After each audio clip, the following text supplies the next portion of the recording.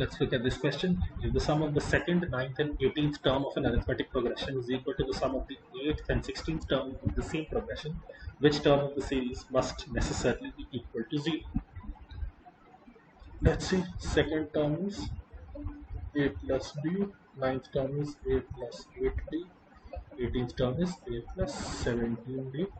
Summation of these three is equal to a plus 17 and a plus 15d. So a and e will get cancelled. Can I cancel both?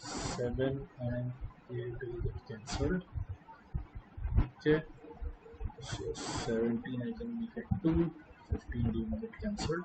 So on the LHS I'm left with a plus 4d is equal to 0.